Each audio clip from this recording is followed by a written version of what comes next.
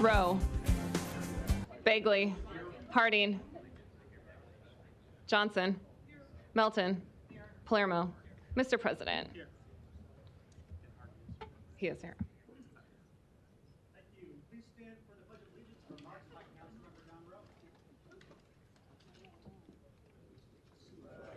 Of the United States of America, and to the republic for which it stands, one nation, under God, indivisible, with liberty and justice for all. Great to see you. You can have a seat. It's great to see such a great crowd today.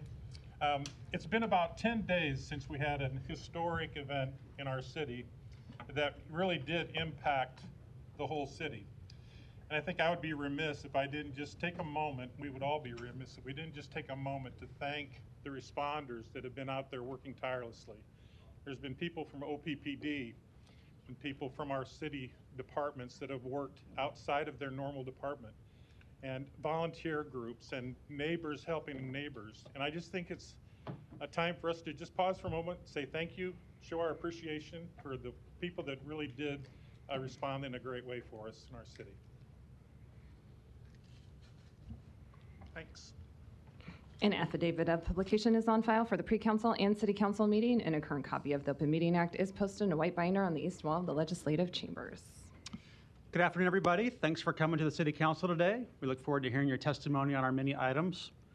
Please make sure your cell phones are either on mute or turned off. Item 6, Mayor Stothart presents the 2022 budget. Welcome, Mayor. The lectern is yours.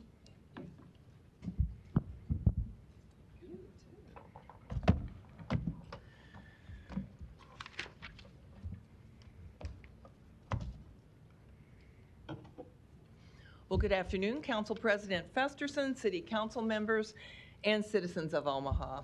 I am pleased to be with you today to present our 2022 recommended general fund budget. This budget focuses on recovery, reinvestment, and rebuilding from the COVID-19 pandemic. The past year was an incredible challenge for all of us, and I am so proud of the way our community has responded.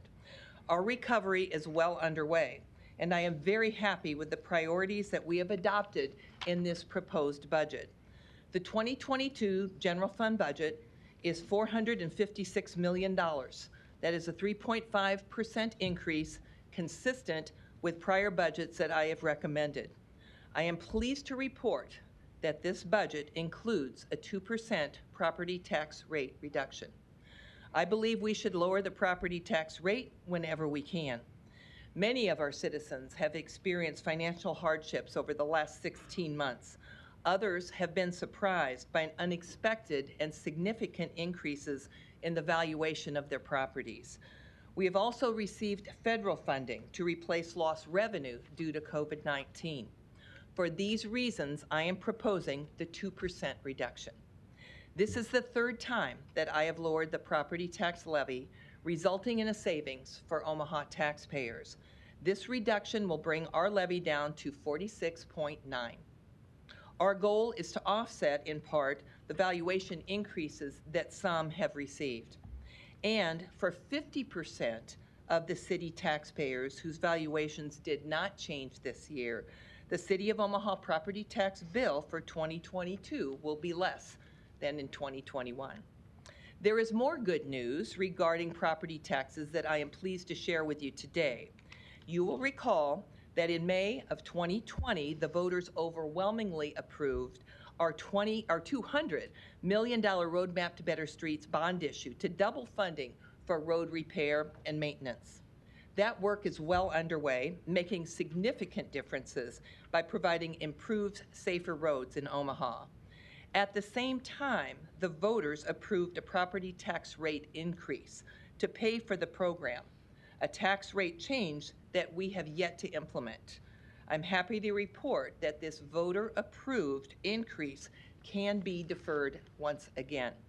The existing bond capacity and good cash management allow us to defer this tax rate change. This deferral, along with the property tax rate cut I am proposing in 2022, represent the most significant property tax relief actions in the last 20 years for the city of Omaha. The City of Omaha receives approximately 20% of your annual property tax payment. Other taxing entities account for the other 80%. I encourage all units of local government to recognize the impacts of property valuations in our city and in our county and adjust property tax rates whenever possible. It is important to also acknowledge significant progress over the last 2 years by the governor and the unicameral in directing far more money to the state's property tax relief programs. Everyone doing their part is how we will make a difference to reduce the property tax rate and the property tax burden. I also want to provide you with an update on the federal COVID relief funds that we have received and then distribute out into our community.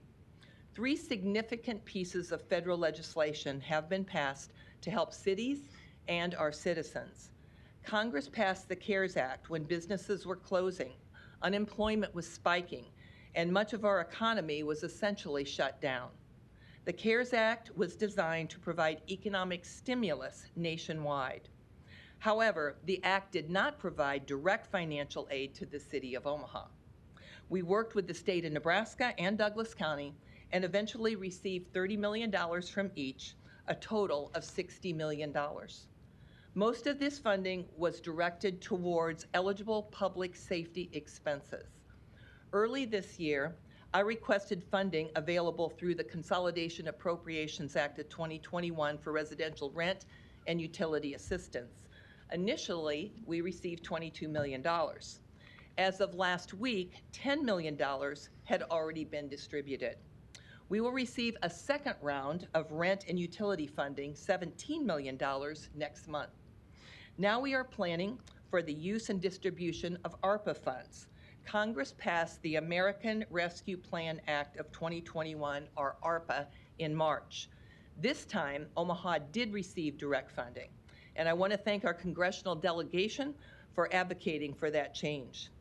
Omaha will receive approximately $112 million over the next 2 years, and we have already received half. These funds are intended to replace city revenue losses through 2023, support community programs to respond to COVID impacts, and promote economic recovery in our city. ARPA is a one-time federal program.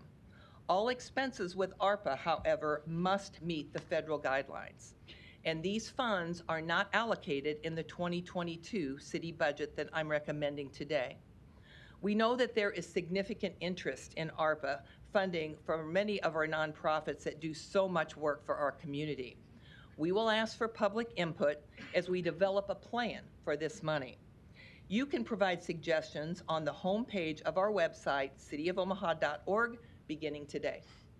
Generally, ARPA funds can be directed towards responding to the COVID public health emergencies and its negative economic impact, replacing lost public sector revenue to support and strengthen public services and retain jobs, supporting economic stabilization for households and businesses, and to make investments in water, sewer, and broadband infrastructure. First, we will stabilize the city finances and build back all the public safety resources to pre-COVID levels. We will then prioritize the hard-hit tourism and hospitality industry, community service programs, broadband expansion, affordable housing, violence intervention and prevention, and improvement to public spaces. It is important to note that Douglas County will also receive ARPA allocation of approximately $111 million. It is critical for the city and the county to coordinate our plans to avoid duplication, especially in areas such as mental health programs, so we provide a wide and diverse scope of assistance. The unprecedented federal borrowing and spending for COVID recovery will impact our economy and our country for decades to come. The economic turbulence over the pandemic has demonstrated the need to better prepare for emergencies that impact our city finances so severely. The best way for the City of Omaha to safeguard our budget is to build up our cash reserves and use our savings accounts only when absolutely necessary. I can assure you that the alternatives of layoffs, reducing services, or revenue increases are all steps that we have been able to avoid. To build our reserves for the future, we acted last year and added approximately $18 million to our reserve accounts. We were able to do this last year because of the budget reductions that we made at the start of the pandemic, larger than expected investment income returns, and CARES Act funding. Between this year and next, we will add another nearly $4 million to our reserve accounts. With healthy balances in these accounts, we will be better prepared for unknown events that happen like they happened last year and continue to be responsible stewards of our taxpayers' money. Our general fund budget funds city services, expenses and programs that meet the goals of my administration, improve public safety, manage the city budget, support economic growth and job creation, improve the taxpayer experience, and respond to public health safety and financial consequences of the pandemic. Let me touch on a few of the 2022 budget highlights. The police department budget will increase by 3.25%. Police sworn staffing will be budgeted for 906 officers in 2022, the same level as we had in 2021. I am thankful that our citizens recognize the important and dangerous work of our officers. I will continue to reject calls to defund or to dismantle our police department. We are working hard to rebuild our police after COVID-related recruitment delays. The same is true of our fire department, and recruit classes for both departments are now back on schedule. The current number of police officers on duty now is 892, which includes the recruits that are now in training. A second recruit class will start later this year. Our commitment continues to the mental health co-responder program, crisis intervention training for officers, and peer support program to ensure officers have full access to mental health resources. The fire department's general fund budget will increase by 4%. It includes 6 additional sworn employees to fully staff Medic 2, which is reinstated in April to increase emergency services in downtown Omaha. We will begin a fire recruit class later this year in November. In the Public Works Department, we have identified needs that will require an additional 28 employees. Most will work with our expanded road repair and maintenance program, management of our sewers, and operations at our water resource recovery facilities. As you know, our solid waste budget increased considerably with the new trash and recycling contract. We are seeing increasingly positive results, including a 47% increase in curbside recycling, which increases our cost. We will hire additional housing inspectors in our planning department for our rental registry program. In 2022, we estimate to complete over 1,500 rental property inspections. The planning department also manages many of our COVID relief efforts, especially direct aid to families and individuals, and we appreciate their hard work. The Omaha Convention and Visitors Bureau leads our recovery efforts in the hospitality and visitor sector. We will increase its general fund budget to $2 million next year. We have a lot to do to increase the demand, the loss of jobs, and to get tourism revenue back up after a particularly weak 2020 due to COVID. The Convention and Visitors Bureau will also design and implement recovery programs for this sector with ARPA funding. This industry was truly devastated in 2020, and it is one that will lag the overall recovery for quite some time. Each year, we fund programs managed by Omaha nonprofit organizations that support our goals. This year, we have added new programs that provide mental health services and other needs identified for pandemic recovery. Our support of these community service programs is always a big part of our efforts to improve the health, safety, and welfare of Omaha citizens, especially our youth. These important programs provide services for job training and employment, youth athletics and mentoring, violence prevention, services for people experiencing homelessness, and many others. Along with our recommended budget, I am pleased today to present the 6-year capital improvement program. The CIP outlines long-term significant investments in transportation, public safety, public facilities, parks, environmental and sewer improvements.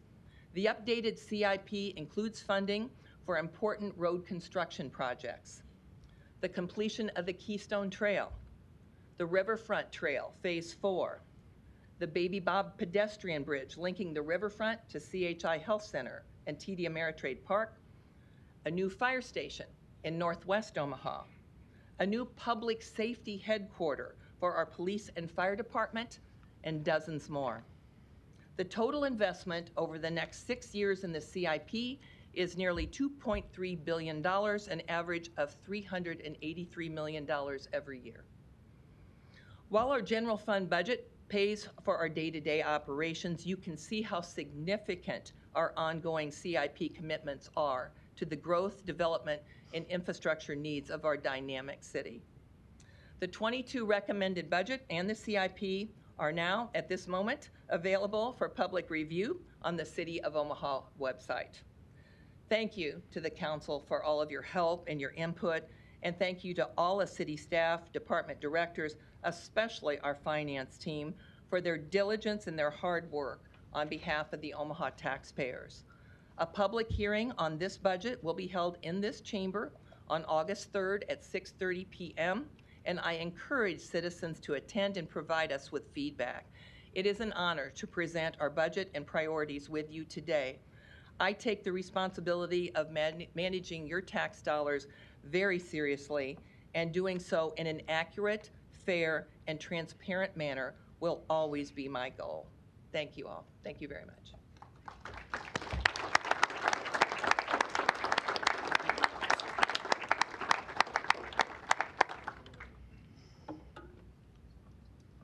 Here we go. All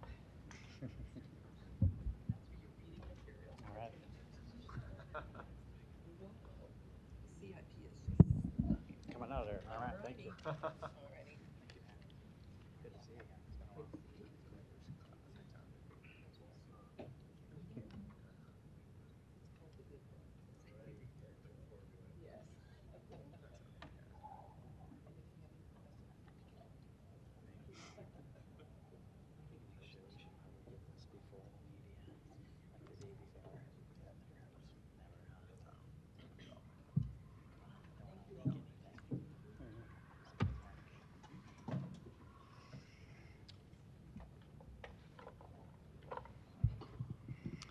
Thank you, Mayor. We'll get things readjusted here before we move to our next items, but as she indicated, the budget and CIP will have a public hearing in this chambers on August 3rd at 6:30.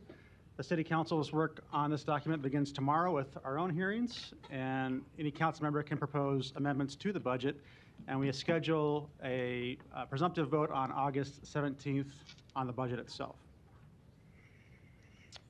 Madam Clerk. Item 7, a resolution to approve the revised preliminary plat for South Streams located southeast of 204th and Q Streets. Planning Board and Planning Department recommend approval. Public hearing on number 7 is today. We'll hear from the applicant first, Mr. Jobin.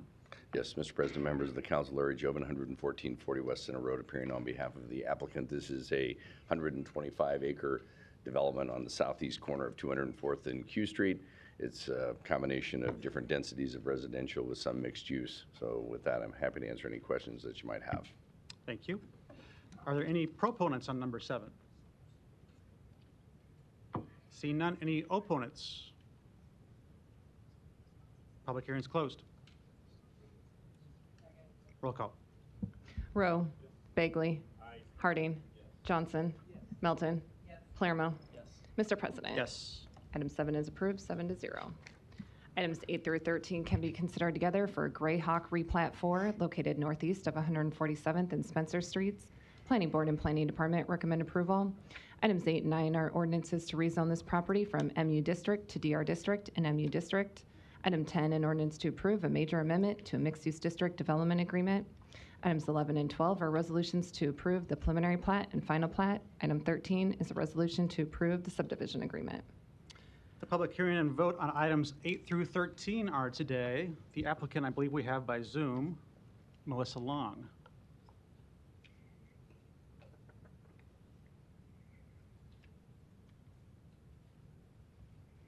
I think you're off mute now, Melissa. Hi, I'm Melissa Long, Thank you. And your address, please? 4969 F Street, Omaha, Nebraska 68117. And here to answer questions? I am. Great, thank you. Are there any proponents that want to speak today in the chambers? Seeing none, any opponents? Public hearing's closed. Roll call. Rowe. Bagley. Harding. Johnson. Melton. Palermo. Mr. President. Yes. Items 8 through 13 are approved, 7-0. Item 14, a resolution to approve the 406 Woolworth Avenue Townhomes Tax Increment Financing Redevelopment Project Plan located at 406 Woolworth Avenue in an amount up to $167,623. Public hearing and vote on number 14 is today. Mr. Seaton. Yes, Don Seaton, Omaha City Planning.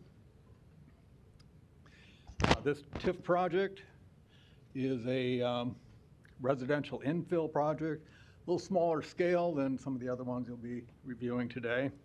There's a single-family home on the site now. It'll be retained as a rental unit. The garage will be demolished, and they will construct a 5-unit row home. These will be market rate rentals. Developer David Burton. Project's about a $1.1 million investment. And they're asking for $167,623 in TIF support. Project meets the criteria of the TIF program. It's an appropriate use for the area. We ask for your approval. Thank you. Are there any proponents today on number 14?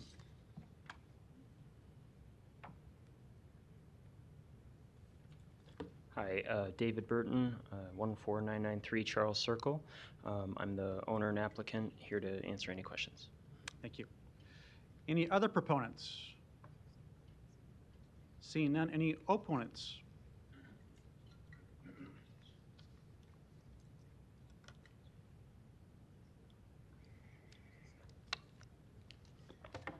Larry Storr, 5015 Lafayette Avenue, Omaha, 68132.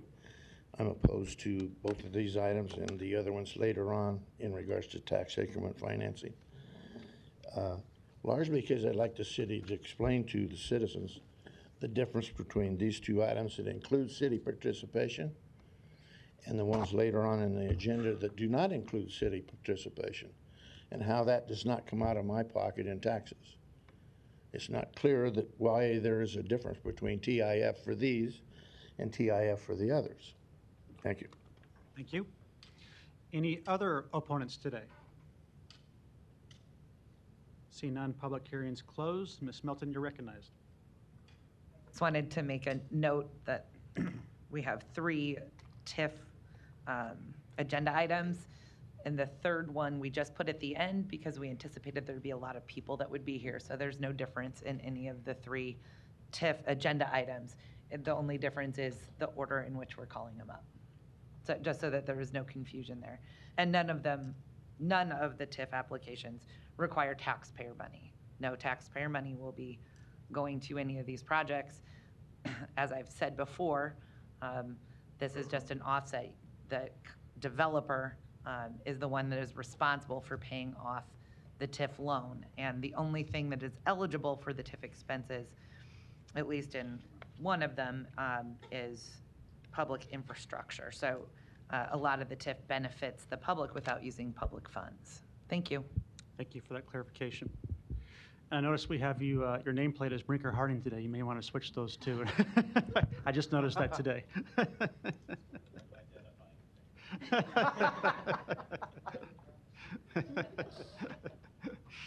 All right, no further lights. Is there a motion? I'll make a motion to approve. Second, roll call. Rowe. Bagley. Harding. Johnson. Melton. Palermo. Mr. President. Yes. Item 14 is approved, 7-0. Item 15, a resolution to approve the O'Keefe Lofts Tax Increment Financing Redevelopment Project Plan located at 1402 Jones Street in an amount up to $1,700,000. Public hearing and vote on number 15 is today. The applicant, Mr. Seaton. Yes, good afternoon. Don Seaton once again on behalf of the City Planning Department and the project. This project is a historic building rehab of a building located near the old market downtown at 1402 Jones Street. It's a very recognizable historic building, historic rehab project. It's currently the headquarters of O'Keefe Elevator and has the O'Keefe Elevator offices. This building will be renovated for 19 condominium units on the upper floors and about 13,500 square feet of first floor commercial space, maybe up to 4 retail bays in there. It is a historic building in a historic district, constructed in 1921. And the comprehensive building rehab includes an addition on top of the building. The applicants are continuing to work with the planning department's urban design staff regarding the design and configuration of the addition on top, and they will need to continue doing that. They're also providing $67,000 worth of public improvements in the adjacent right-of-way. There's some additional things the city would like, and the city may participate in some of those costs as well. So the applicants are coordinating with the Public Works Department, and they will need to continue that as well. But that all aside, it's still appropriate and ready for approval as a TIF project. Total project investment downtown is a little, well, close to $11.7 million is the estimate. They're asking for $1,700,000 in TIF support. The developer is O'Keefe Lofts, LLC, managed by Connor Lund. And again, this project meets the required criteria of the city's TIF program, complies with the city's master plan. It's an appropriate land use for the area, and we ask for your approval. Thank you. Are there any other proponents on number 15 today? Thank you, Mr. President. First time I'm saying that. Brent Beller, 11440 West Center Road, on behalf of the project applicant O'Keefe Lofts LLC. With me today is Connor Lund, the developer sponsor of this project. Don, as always, does a fantastic job describing the project. The one thing I do want to highlight is currently this building's valued at $2.6 million. So the developer will always pay the property taxes on that $2.6 million. Those property taxes, as the mayor just said, 20% go to the city, 80% go to the other various taxing jurisdictions here in the state of Nebraska.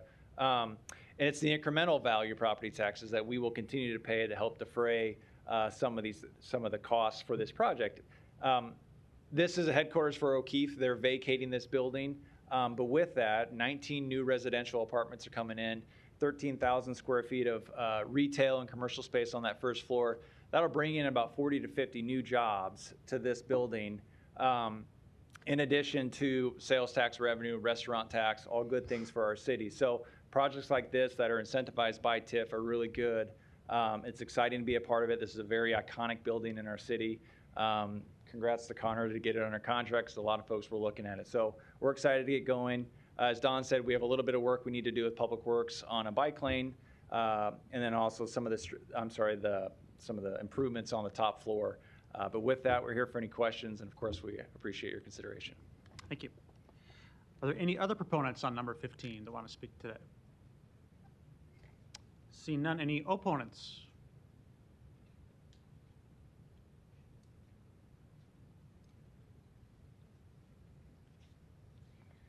Do I have to give my name and address again? Yes. I do realize that they're going to remove that from the requirements in the State House. Anyway, I'm against this also for the same basic reasons, but And Larry, your name and address. I for the record. remember a gentleman that had a hotel. Larry, your name and address for the record, please. I'm sorry? Your name and address for the record, please. Larry Store, 5015 Lafayette Thank you. Avenue, Omaha, Nebraska. Soon to be illegal to do that. Anyway, That's I not remember a accurate either, gentleman but that came continue. down here and wanted TIF financing to rehabilitate an older hotel building so he could provide low-income rental housing. He was denied. You could have used TIF money to rehabilitate that building. in the near downtown, but she denied it. I don't know what the difference is. This has historic significance, so did that. So what's the real difference? Simply because he was titled as a slum landlord? These buildings, some of these buildings are run down. Yes, it costs you money to tear them down.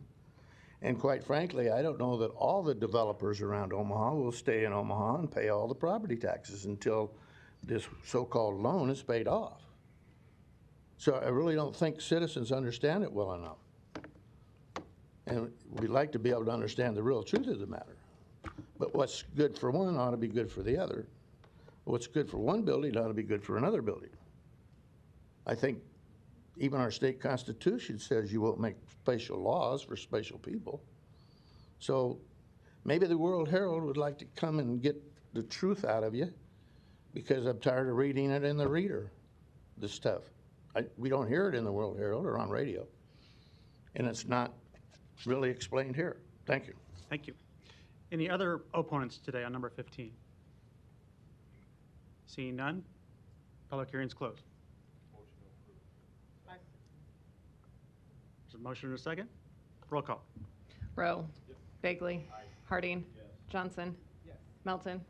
Palermo. Mr. President. Yes. Item 15 is approved, 7-0. Item 16, to consider a Class C liquor license application for a public house located at 11008 Prairie Brook Road. Public hearing and vote on number 16 is today. We have the applicant by Zoom, Corey Keith. Hi, Corey Keith, 2004 South 182nd Circle, Omaha, Nebraska, 68130. Available for any questions you guys may have. Great, thank you. Any other proponents on number 16? Any opponents? Seeing none, public hearing's closed. Roll call. Rowe. Bagley. Harding. Johnson. Melton. Palermo. Mr. President. Yes. Item 16 is approved, 7-0. Item 17, to consider a Class I liquor license application for Everett's located at 8807 Maple Street. Public hearing on vote on number 17 is today. We have the applicant by Zoom, Jason Thiessen. Hi, Jason Thiessen, 1951 South Pershing Road, Lincoln, Nebraska, 68502. Here to answer any available questions. Thank you. Any proponents in the chambers? Seeing none, any opponents?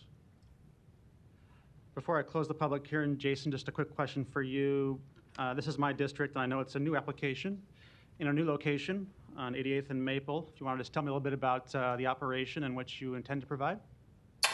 So we are at 8807 Maple Street. We are going to provide just burger, wings, pulled pork, pulled chicken sandwiches, hand-cut fries, and then we're only going to offer just beer, wine by the glass, and that's it. So just a little eatery. Great. Sounds good. I look forward to trying it. Thank you. Thank you. Public hearing's closed. Second. Roll call. Rowe. Bagley. Harding. Johnson. Melton. Palermo. Mr. President. Yes. Item 17 is approved, 7-0. Item 18, to consider a Class I liquor license application for Pepper Jack's located at 2444 South 132nd Street. Public hearing and vote on number 18 is today. We have the applicants by Zoom. We'll start with Robert Yendra.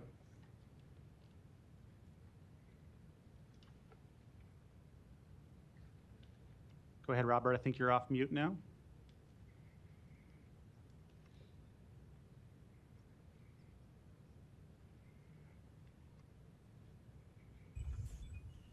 If Robert, are you available? Okay. If not, we'll start with Amar. How's that? Yes, I'm here to answer any questions. I'm with Pepper Jack's Grill, 11470 Bauman Avenue, Omaha, Nebraska. Great. Thank you. Any other proponents today? Seeing none, any opponents? Public hearing's closed. Roll call. Rowe. Bagley. Harding. Johnson? Melton? Palermo? Mr. President? Yes. Item 18 is approved, 7-0. Consent agenda. Any member of the City Council may cause any item placed on the consent agenda to be removed. Items removed from the consent agenda shall be taken up by the City Council immediately following the consent agenda in the order in which they were removed, unless otherwise provided by the City Council Rules of Order. The public hearing on agenda items number 19 through 26 were held on July 13th. Roll call. Rowe. Bagley. Harding. Johnson. Melton. Palermo. Mr. President. Yes. Motion passed 7-0. Number 31 on the agenda has been requested to be removed, so we'll take that separately. First, we'll take public hearings on agenda items number 27 through 30 and 32 through 33 today. If you wish to address the City Council regarding these items, please come to the microphone, indicate the agenda item number you wish to address, identify yourself by name, address, and who you represent, and if you are a proponent or an opponent.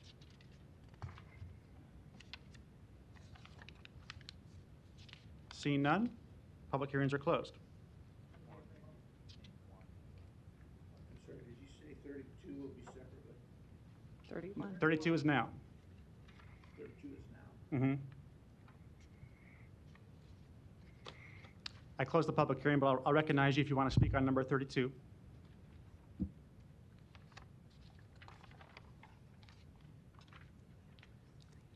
Larry Storr, 5015 Lafayette Avenue, Omaha 68132. I'm all for friendship, equality, and things, but I had an experience at the Learning Community Council meeting the other day that makes me want to be against voting on this today. I'd like to see it postponed so that the city and the citizens can have a real discussion, a two-way discussion on race relations, because it is getting pretty bad in Omaha. At least I'm told that just about every day. I went to the Learning Community Council last week. Some of those same people that went there are here today. And I don't feel very friendly towards them because their rules are different. They start off with the main topic and there's no input to the citizens before it. Some of the people were allowed to shout, raise their arms in the air, interrupt people that were speaking that were on the opposite side of the question. These same people are wearing the same uniforms. So Larry, Black Lives, excuse me. number 32 is okay. proposed funding to step up job Black training Lives program. Matters. I get offended when they do not stand up for the flag at the city council. All right, well, that's not this agenda item, so I'll have you stand down now. What? Public hearing's closed. Is there a motion? It's Americanism. Mr. Harding, you're recognized if your light's on. That is anti-Americanism. Sometimes I feel like we're all being goaded into responding, but I will, because this is for the Step Up Job Training Work Experience Program. Mr. Story, you're interrupting, you're out of order, and you should probably be removed. As I was saying, this is for the Step Up Job Training and Work Experience Program. This is actually the second half of what was previously approved, and therefore I know it's been moved for approval, and I'll second it. Thank you. Roll call. You could say. It was on, what's that? On the consent agenda. Mr. Harding has motioned. Is there a second? No. She motioned for the consent agenda. Okay. I second it. All right. Motion by Melton, second by Harding. Roll call. Rowe. Bagley. Harding. Johnson. Melton. Palermo. Mr. President. Yes. Motion passed 7-0. Item 31, a resolution to approve the public overpass agreement with Union Pacific Railroad for the Farnham Street pedestrian overlook pier. Public hearing and vote on number 31 is today. Are there any proponents? Seeing none, any opponents? Public hearing is closed. Roll call. Rowe. Bagley. Harding. Johnson. Melton. Palermo. Mr. President. Yes. Motion passed 6-0. Johnson abstains.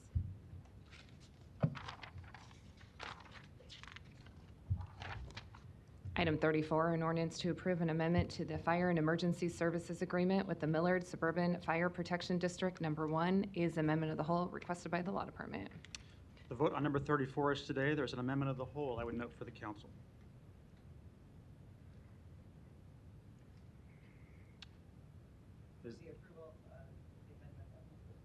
Second, roll call. Rowe. Bagley. Harding. Johnson. Melton. Palermo. Mr. President. Yes. Motion passed 7-0. Item 35, an ordinance to create Section 23-537 of Chapter 23 of the Omaha Municipal Code to create a 6% specialty pay for an executive deputy chief of police. Personnel Board recommends approval. Motion and a second, roll call. Rowe. Bagley. Harding. Johnson. Melton. Palermo. Mr. President. Yes. Motion passed 7-0.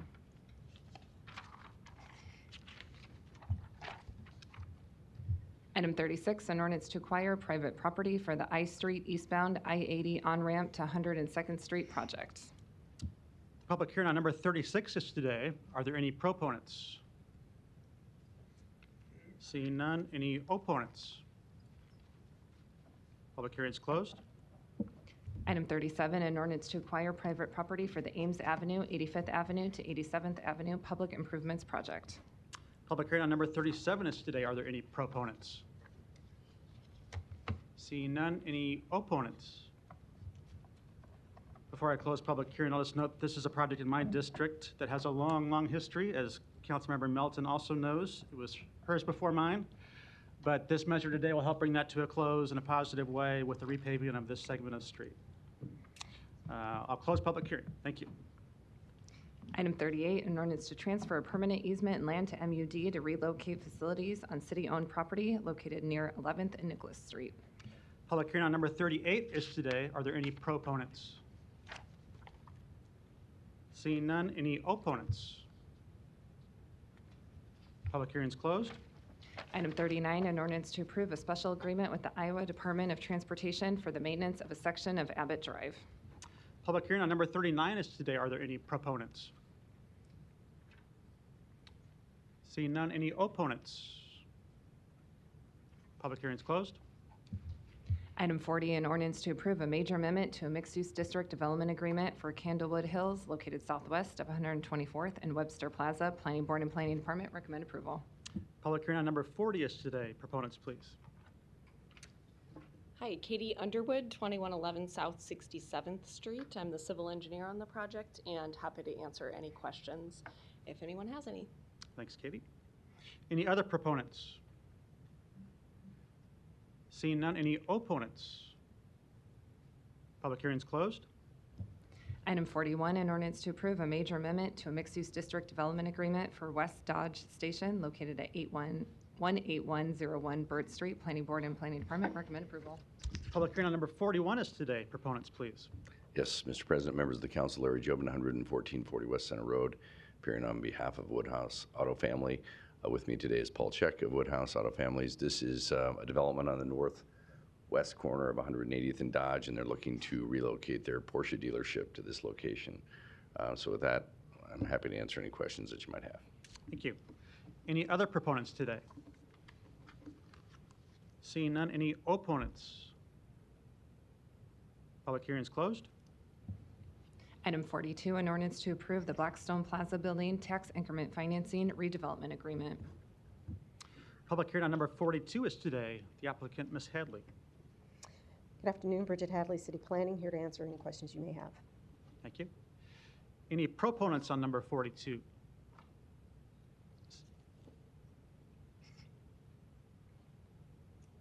H. Daniel Smith, 8712 West Dodge, to answer any questions you may have about this project. Thank you, Mr. Smith. That's Any it. other oh, go ahead. Thank you. Any other proponents today? Seeing none, any opponents? Public hearing is closed. Item 43, an ordinance to approve an agreement with Brycer LLC for the Compliance Engine Solution System. Public hearing on number 43 is today. Are there any proponents? Seeing none, any opponents? Public hearing is closed. Item 44, an ordinance to accept the quote from Axon Enterprises, Inc. for an additional 39 Axon body camera systems and 39 TASER 7 CEW units. Public hearing on number 44 is today. Proponents, please. Welcome, Deputy Chief.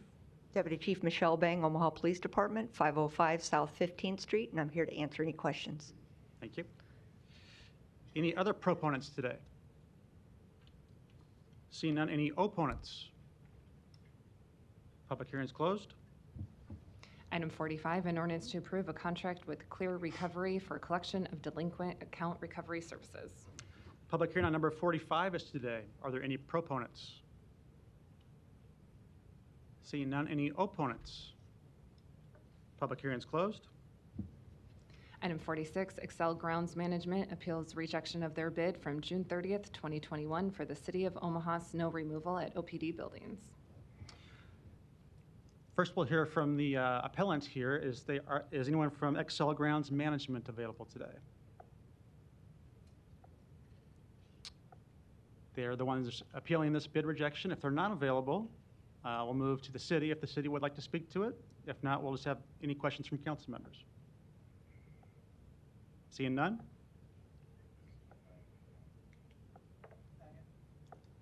Roll call. Rowe. Bagley. Aye. Harding. Johnson. Melton. Palermo. Mr. President. Yes. Motion passed 7-0. Item 47, a resolution to approve the Warhorse Casino Omaha Tax Increment Financing Redevelopment Project Plan located at 6303 Q Street in an amount up to $17,500,000. Thank you. The public hearing and vote on number 47 is today. I thought this might be why everyone was sticking around for the rest of the meeting. Given the volume of testimony we anticipate, we're going to use our light system today, as we do from time to time, to make sure everyone has a chance to speak and is heard on what they want to communicate. We'll have the presenters or the applicants have a chance to give a presentation, but then all proponents will have 3 minutes and all opponents will have 3 minutes, and then council members can ask questions as they see fit. Mr. Seaton. Oh, yes, good afternoon. Don Seaton, Omaha City Planning Department. And I'm just going to kind of hit the highlights of this one. As you see, we have the development team here that'll give you a lot of details about the project. But the project site is a site of about 52.8 acres. It's a location of Horseman's Park Building and Track. The 45,000 square foot existing building at Horseman's Park will be thoroughly rehabbed. It'll also be substantially expanded with a 46,900 square foot addition. And there is, in addition to that, a clubhouse expansion of 20,600 square feet. So the new facility will be a casino, racing, and entertainment complex. And this comes with a sports bar, food hall, coffee shop, central bar area, gaming tables, gaming machines, live racing, simulcast racing, and a stage for live entertainment. There will also be about 1,430 parking stalls on the site.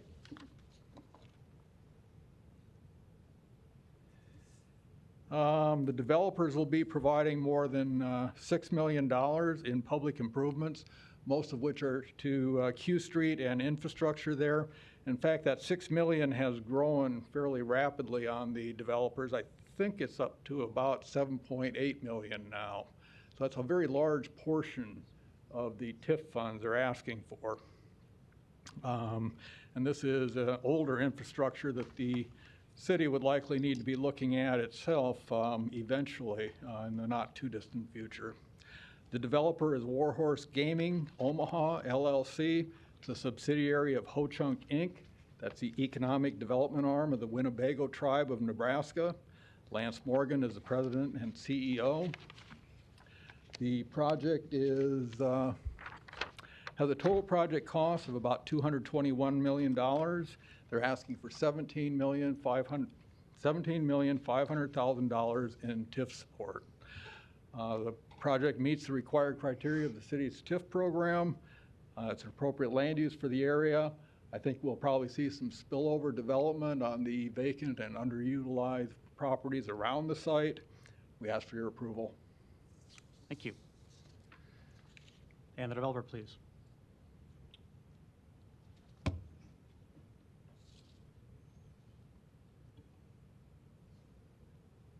Good afternoon, Mr. President, City Council members. Jim Bouger, 10250 Regency Circle, here on behalf of Warhorse Casino.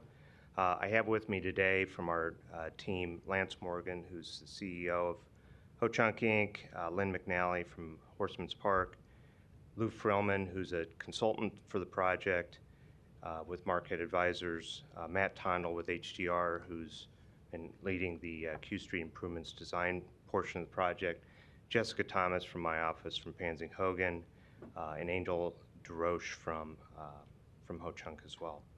So first of all, I'd like to thank Bridget and Don for all their hard work on this project.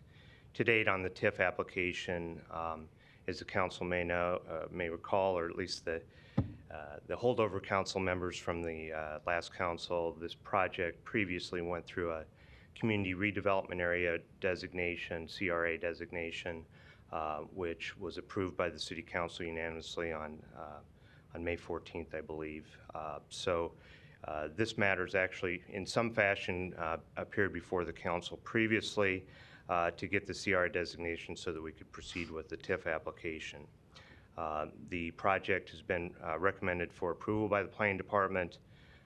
It was recommended for approval by the TIF committee, and we received a 7-0 vote from the Planning Board.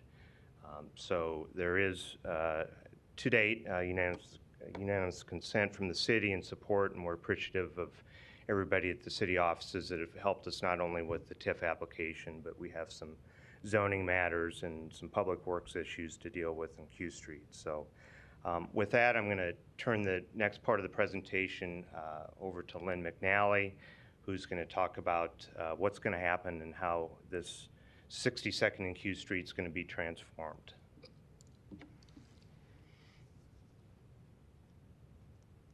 Good afternoon. Lynn McNally, 6303 Q Street. If you'll indulge me for a moment, I'd like to take you back a little bit and talk about not the new project, but who we are and where we're coming from.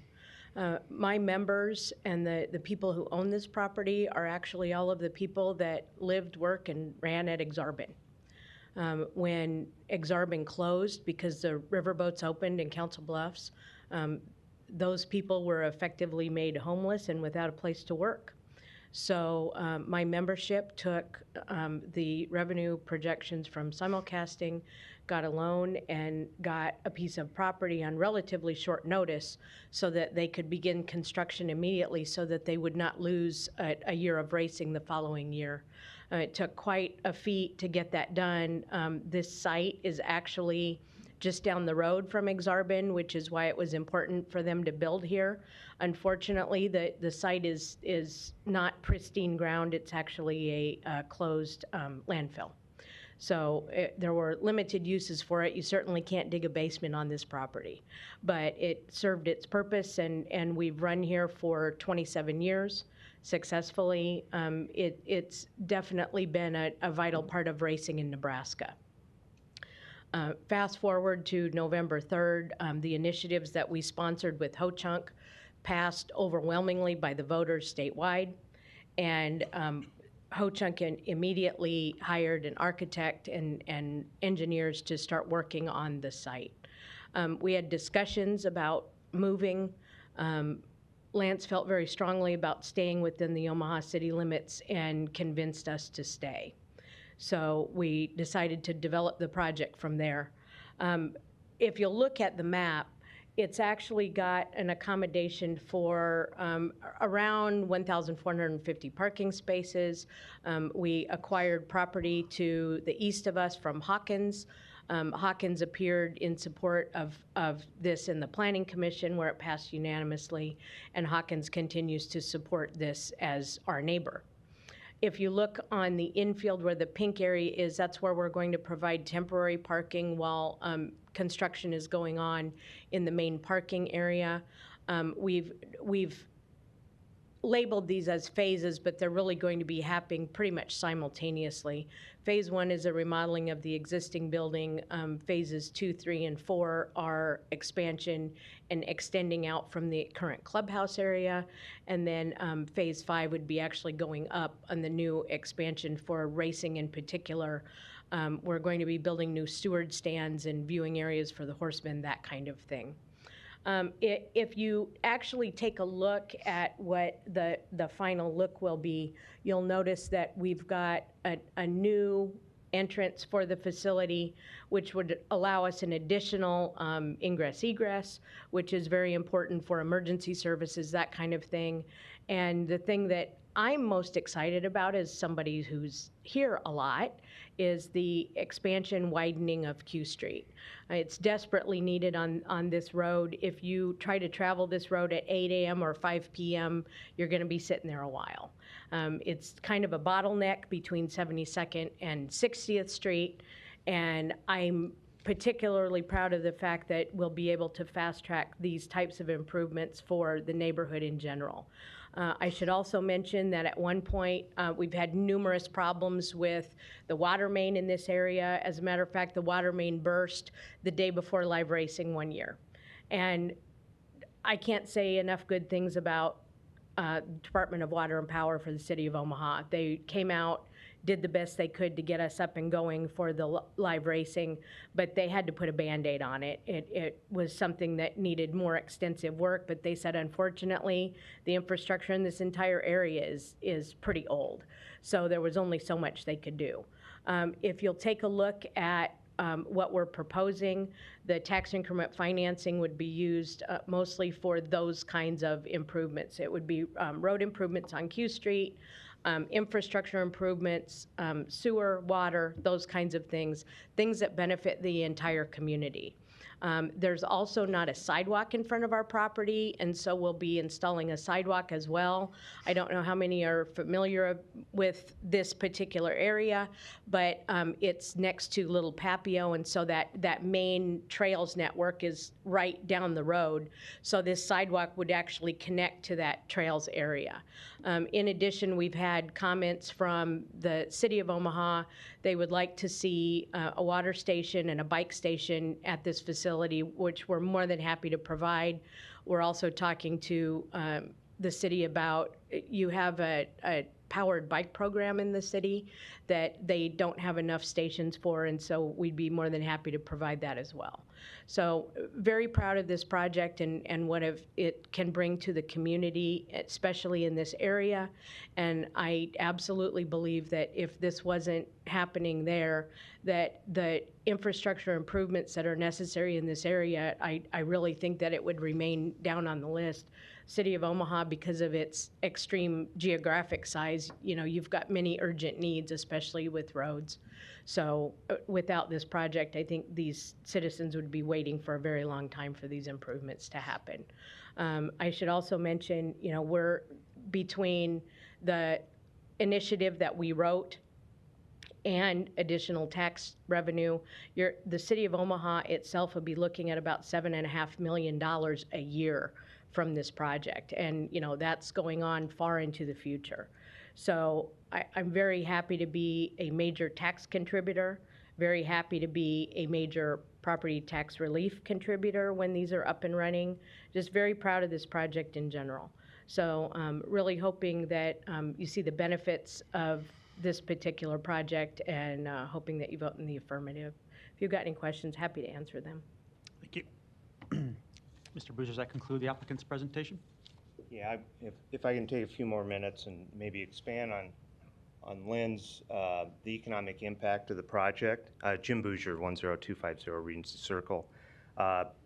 So I guess this segues nicely with the mayor's presentation today, where fortunately our city, it appears that we're going to be able to offer some property tax relief, and this project itself will generate some substantial funds for the city, and we have submitted, I know I submitted Mr. Downing and some of the city council people, representatives, some of the statistics of the benefits from this project. So from an economic standpoint, There's 2,421 jobs projected from the site. With fully loaded benefits from those jobs, it's about $178 million a year. Under the casino initiative, the annual tax rebate back to the city is about $7.5 million a year. So there's a pretty good bang for the buck here, and that will last hopefully into perpetuity, assuming this project is successful and meets projections. The additional local sales tax is about $42,000 projected. Restaurant tax revenue, $290,000. Our federal tax burden will be approximately $20,700,000, and we have $1,250,000 in city permits and fees. As Lynn had alluded to, and I think it's an exciting opportunity for the South Omaha community. This development itself, I think, will spur additional development. I think the Milt site, while it's useful as a driving range, I think that with this project, I think you'll see some redevelopment there. The community redevelopment area was intentionally sized such that it would spur and create the opportunity for additional projects that could also take advantage of TIF and potentially enhance further the public infrastructure needs in this area, which are pretty desperate. So with that, I guess that's, there's just a lot of great benefits for capturing or recapturing revenue that's going over to Iowa today, and I think it's important that we try and move that over to Omaha as soon as possible. Lynn had touched on the TIF proceeds and what our use of the TIF proceeds are. Unlike a lot of projects, there's a broad range of what are called TIF eligible expenses. In this project, we have nearly $70 million of statutory TIF eligible expenses. We're asking for $17.5 million, which is from a project valuation standpoint about 7.9%. Most of the TIF projects that you see before you are somewhere between 12 and 15% of the project value. You'll see that the primary uses of TIF proceeds, we've segregated them. We worked with Don and Bridget from the finance department for city planning to segregate those that we thought were the most beneficial to our community and identified those. So this project, the TIF funds will be used for what we see as truly public benefits. So with that, I would just maybe add one additional comment, and that you may hear from maybe some of the opponents questioning, why does the casino need TIF funds? And so there's a but-for analysis that the TIF committee had to consider, that the city had to consider in recommending this project for approval. And just from an economic standpoint, and I think that Lance and Lynn and Lou who are with me today will confirm to you that the TIF, but for TIF being available, the project as it is presented today, would not have been feasible. Casinos themselves have a very unique investment profile. We're spending $220 million that is at-risk money. And so that's a tremendous investment above what the $80 million in valuation. So that you see this, there's a lot of machines and investment in marketing, investment in personnel that go into these projects that are highly unique and extraordinary. And both the equity partners and the banks that are willing to finance such projects are quite limited and demand some really extraordinary and unusual returns or potential return profiles to make a project viable. This project itself is located in a somewhat challenged area in our city as far as access and infrastructure. We've talked about 62nd and Q Street, the fact that it's in a former landfill. It's located, part of the site is actually in a floodplain, part of it's in a floodway. make it extremely challenging to develop. And so, but we're willing to make the investment in the public infrastructure to make this work. But we do need those funds. But for the TIF, this project would not likely have happened here.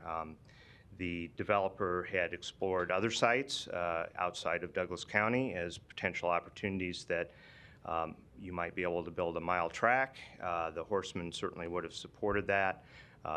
Better and expanded racing facilities that would have been an opportunity. But Mr. Morgan and the Ho-Chunk partnership, part of this group, insisted that this be located in Omaha, that they really wanted to make this work in Omaha.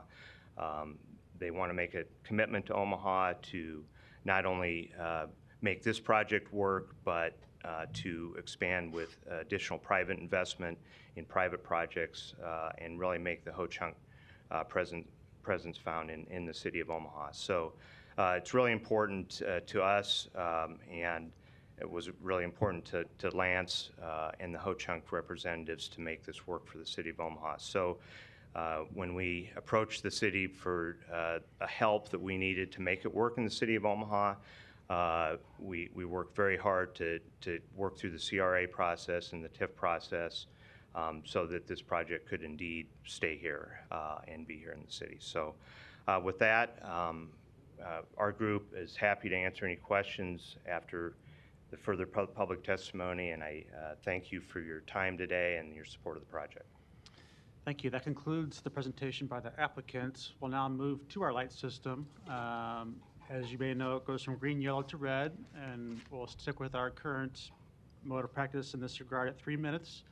And we'll hear from proponents now. Any other proponents on number 47? Seeing none? Opponents, please. Please come down.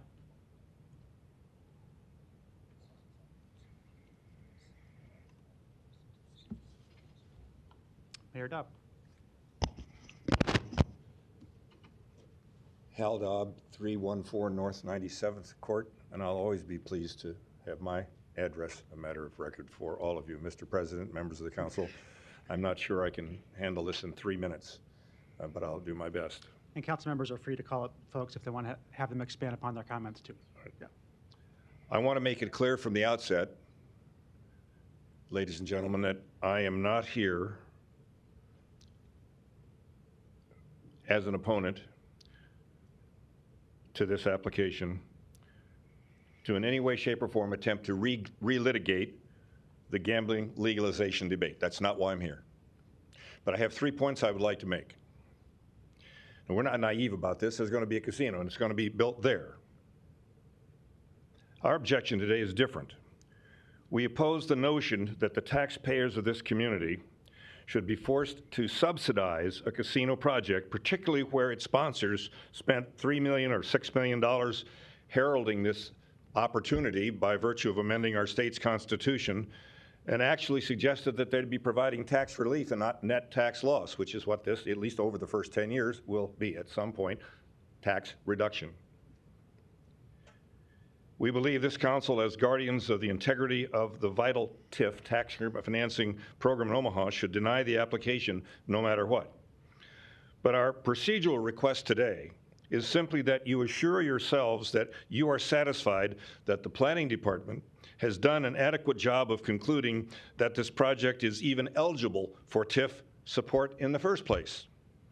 As the council is well aware, it is a mandatory requirement under state law that a TIF applicant must prove that their project would not be feasible without financial public support, the TIF subsidy. We asked the planning department to produce us the entire TIF application, including the economic feasibility analysis. They chose to produce it only in substantially redacted form. So the public has been denied the opportunity to examine and analyze the economic feasibility showing of the applicant for the $17.5 million public subsidy. The argument was made that it was proprietary. Well, now, just how much does that stretch one's credibility here when you suggest that there may be some other competitor that has a track or space in Douglas County, all other TIF applications are made public. The light of day shines in. Why shouldn't it shine in on this one? So that we understand the baselines, the assumptions upon which all these projections were handed are supposed to materialize. It's simply a question of fact. And there ought to be some sunlight, some visibility, some accountability in future days, and you won't get that unless you know upon what baselines and what economic data these assumptions are based. So we'd suggest that we're told that there can be TIF. Well, the planning department was asked if it does not own the land, which is in turn owned by a nonprofit entity, may be eligible for TIF in the first place. We submit to the council that you should have to make sure that that information is disclosed and the logic of that is made public. That's the issue of transparency.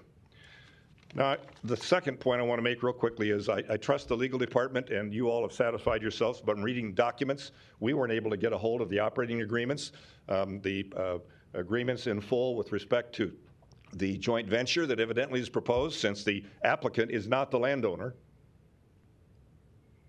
And normally TIF flows from the ownership of the land. So Mayor Dodd, we're at time, but I want you to summarize your comments. I think we'll come back to. Is there an agreement, or will there be in the TIF agreement, if it's approved, that the tribes waive sovereign immunity so that the city can always audit the books of the casino? And that can never be a defense to the transparency that the city and the taxpayers are entitled to have. Has that matter been addressed? Is there a written agreement proposed to assure that there is no assertion of tribal immunity with respect to examining the finances of this operation that's being granted this tax subsidy? The last point I'll make very quickly, and it comes to the issue of credibility. And I'm a strong supporter of TIF and believe that if it's used properly, it's a vital tool for promoting economic development in our city. And so I raise these 4 quick points. This application would hand opponents of TIF one of the best arguments that they've ever had. For if a casino is somehow economically a $200+ million economic development is infeasible unless they get tax-paid subsidies, then we've established a new standard that renders the requirement, the but-for requirement, meaningless. The core statutory requirement for TIF would be gutted, and citizens would have more reason than ever to doubt the integrity of the TIF system. Transparency, that's what we're calling for today. To lay this over and require transparency, the complete disgorgement of the documents, the economic studies, so that we can test them, see them, find out what their baselines are, and determine in fact whether they are creditable. I urge you to deny the application, as others may describe today, and that it's clear from the face of what we've attempted to learn, but were denied the ability to read and learn, that there is a problem with this application being in the name of the Warhorse Casino and not the owner of the land. Perhaps there are joint venture agreements, perhaps there are operating agreements, other documents that you have seen or reviewed that establish a link to the visibility and viability of TIF. But I think at a minimum, I urge you to delay it and lay the matter over until the issues of transparency, full disclosure, and the question of the waiver of sovereign immunity are resolved. Thank you. So I appreciate those points, and I wanted to make sure you had a chance to make them. We did just blow our plan of 3 minutes per testifier, so I want to honor that with other testifiers too. People here, so we won't take No problem. Can I see a show of hands who intends to testify as opponents? Okay, no problem. Thank you. And your name and address for the record, please. Okay, I'm Pat Lunger. I live at 12213 Westwood Lane, and I'm the director of Gambling with a Good Life for the past 26 years. We have opposed expanded gambling in the state of Nebraska successfully. But 25 of those years, though they were successful, 2020 election changed all of that forever. So I'm not here to debate whether the negative effects of this casino will have on our economy and on our families and businesses. But what I am here today is to ask you not to make this damage worse. Gambling interests sold the lie of property tax relief with $6 million of false advertisement. Unfortunately, the voters believe the lies. The gambling industry has an insatiable appetite for more and more money. They have boasted that millions of dollars from hardworking Omahans will flow through that Warhorse Casino. Yet that's not enough. They came here today asking for $17.5 million to help them build their $220 million project. What an insult. What nerve. I would like to read you a quote by Brendan Bussman, Director of Government Affairs for Global Markets, in the Omaha World Herald on June the 3rd in 2021. He writes, "I was surprised to hear of a casino requesting a tax incentive. In my 17 years in the industry, I can only recall one other casino project in Las Vegas that had a tax break asked for. Officials basically laughed them out of the room," said Bussman. "Casinos typically only ask for approval to operate in a city and nothing more." He said he was pleased that Nebraskans want to gamble and will soon spend their money in the state, but he said he found it hypocritical that the developers are asking for tax relief after they helped to sell the constitutional gambling amendment on the idea that it would provide property tax relief. He concluded, "I think it's disingenuous to ask for your own property tax relief in the same process," he said. So I ask you today to vote no on this proposal, or at the very least, postpone the vote until the council carefully reviews all of the documentation submitted. I believe if that is done, you will come to the conclusion that this project does not meet the criteria for TIF money. TIF money used to build a casino has never been approved, and it sets a precedent for the nation. So please, do not make Omaha the laughingstock of the nation. Thank you. Next opponent, please. And you can turn the light system off. Yeah.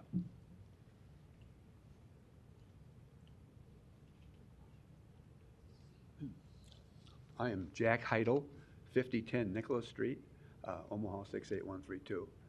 And really, this will just be really very short. Does a gambling casino that's going to rake in millions of dollars have a need for a public subsidy? And it's hard, I mean, it's a laughing matter. I mean, it doesn't for sure. And I would just like to repeat what I think you all know on the council. Part of the resolution that you'll be voting on here says, whereas as the redevelopment project would not be economically feasible and would not occur at the development project site without the use of TIF. As the redevelopment project would not be economically feasible and would not occur at the redevelopment site without the use of TIF. In other words, you'll be voting that it would not be economically feasible and would not occur. That's crazy. So I ask you to just, that's my point, and I hope you'll either oppose this or postpone it. Thank you. Thank you. Other opponents?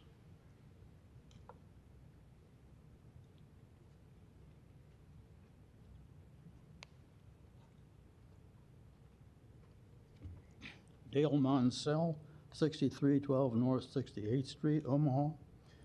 What I have here is a drafted editorial article that I submitted to the World Herald about a month ago. They declined it. I've decided to just read it off here. This article was critical of Ho-Chunk's request for TIF money for their Warhorse Casino. It was titled, "No TIF Justification for Casinos." A rather surprising development in casino gambling installation in Nebraska is the Omaha City Planning Board vote to approve tax incremental financing for the Ho-Chunk's planned casino at Horseman's Park. Casino gambling has always proved a net financial drain in any state where it has gained entry. There is no reason to believe it will be any different here. It should be noted that Ho-Chunk is now planning to spend $220 million on the development of their Omaha-based casino and the same in Lincoln. Apparently, the board was swayed by the illusion that the eventual casino paid taxes will reduce the taxes paid by the state's citizens. This was also the argument in the recent passing of the gambling petitions.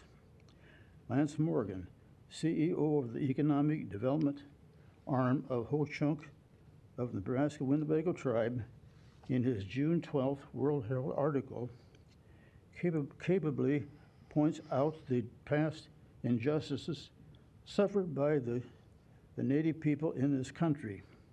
The question to be considered: does the past denials to these people now justify parasitic casino operations in the state? Now the tribal interests are also planning to present their TIF request to the Omaha City Council. Hopefully the council will be more discerning than the planning board. Thank you. Thank you. Any other opponents today?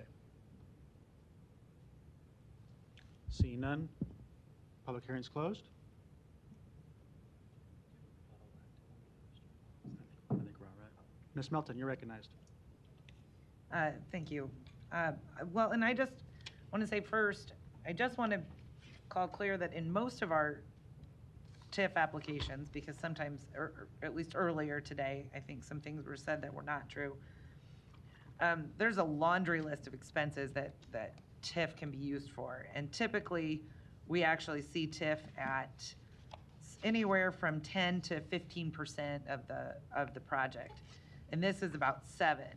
My concern, I have the same concerns, actually, that I think that Gail, I didn't catch your last name, that the gentleman that just testified last, I don't think that we should subsidize in the building of the casino. So I went back and I've looked at the specific costs for this TIF. And when I look at the costs for this TIF, they are on, site work is $8.2 million, which is I believe the widening of Q Street to 3 lanes, the sewer and the water, and then architecture, engineering, and civil engineering for all of these public improvements. I would not be supportive of a TIF if it included anything that was going to support the building of the casino. I really wouldn't, because I think I agree with the opponents. But I see that on your own. So if you would have come to us for TIF for the 70 million, which of eligible TIF, I absolutely would have said no. But I think what the casino did do is look at that and say, we're only asking for TIF for the public improvements we're making. I do have to agree with some of the opponents, though, that the initiative was stated to all of us for the vote that this would help reduce our taxes.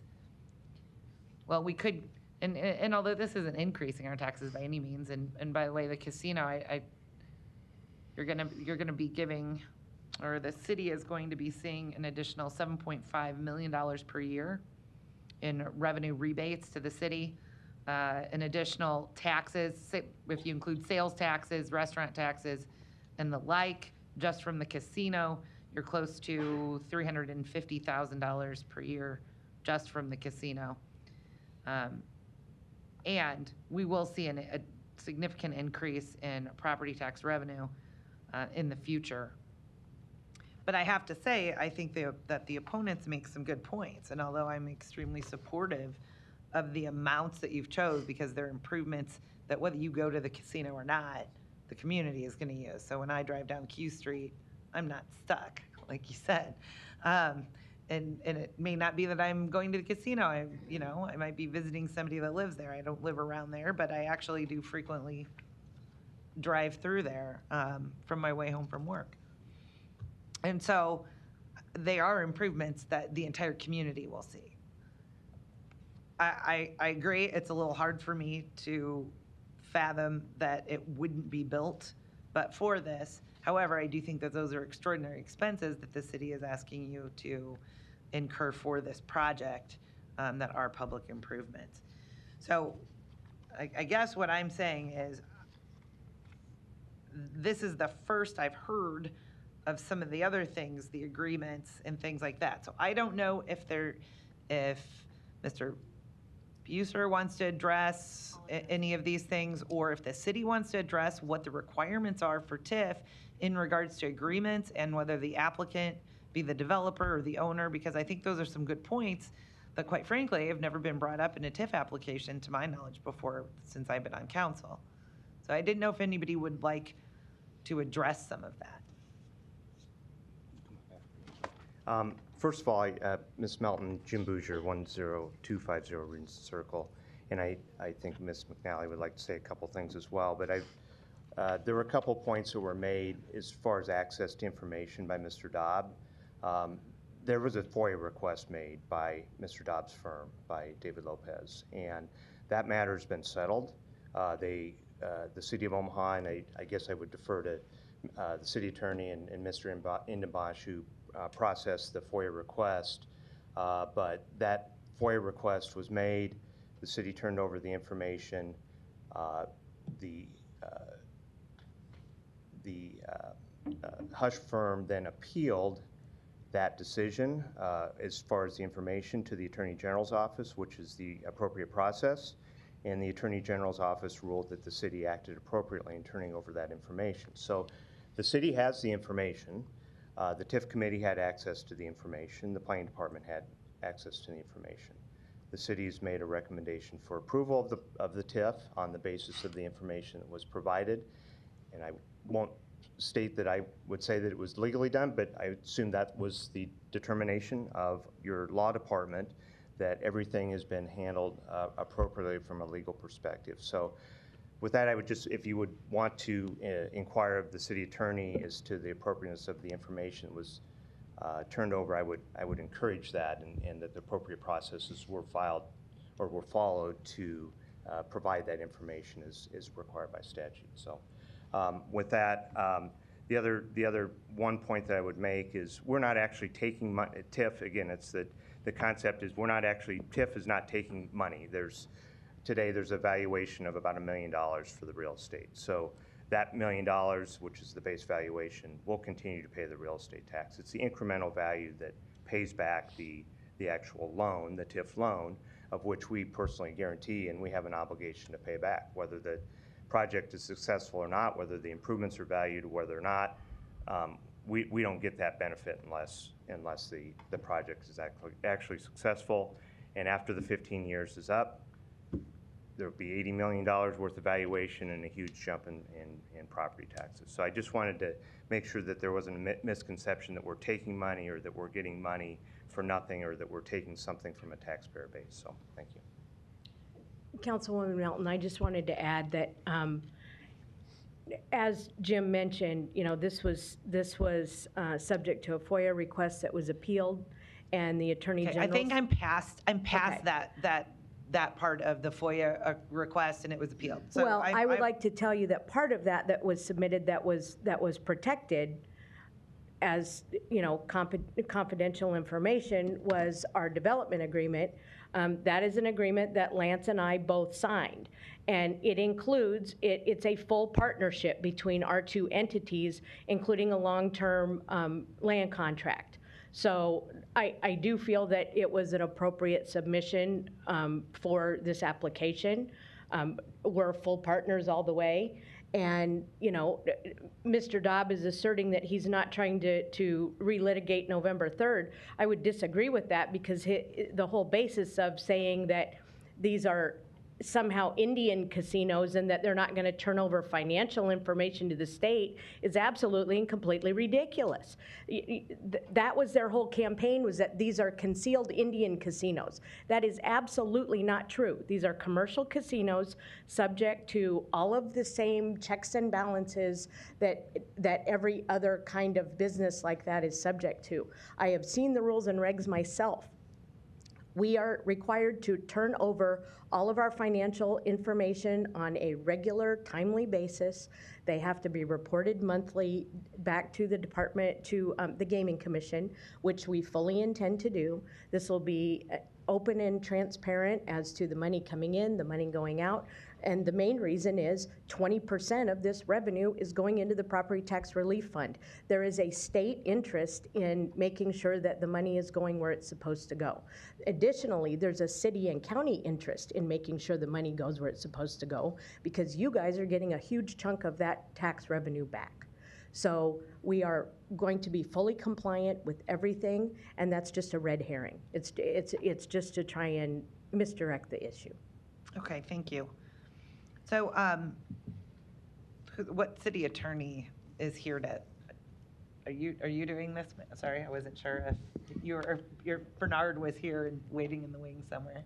Matt Kuzi, City of Omaha Law Department. I've spoken to Mr. Indenbosch, and I'm familiar with the issue. There was a public records request made that was reviewed by the law department, and it was determined that some stuff was turned over, but other stuff was withheld, as it is statutorily allowed to be withheld under the public records law. That decision was contested to the Attorney General's office. The Attorney General's office agreed with the decision of the law department in that the materials that were being requested fell under the public records exception, so they remained withheld. So my question would be, though, were all the documents and agreements reviewed by not only our TIF committee, but our legal department, to ensure that whoever is the owner, these agreements are in place and they are proper for a TIF allotment? Matt Kuzi, City of Omaha Law Department. It's my understanding that yes, the agreements were reviewed to ensure that they met the requirements, the city's requirements and the state statute requirements for TIF. I believe they were reviewed by Ms. Taylor, who sits on the TIF committee as a law department's representative. Okay.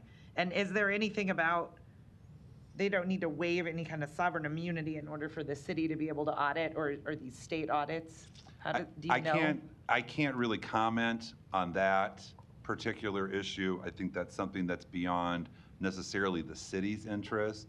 But again, we've had issues before, questions before about when the city has dealings with another entity, or it's not really a contract, but has deals with another entity, that the city does get access to that information. We can't be prohibited from having access to that information. And has also been previously said, there are going to be state statute and regulations regarding oversight as well. That would obviously be above anything the city would be interested in.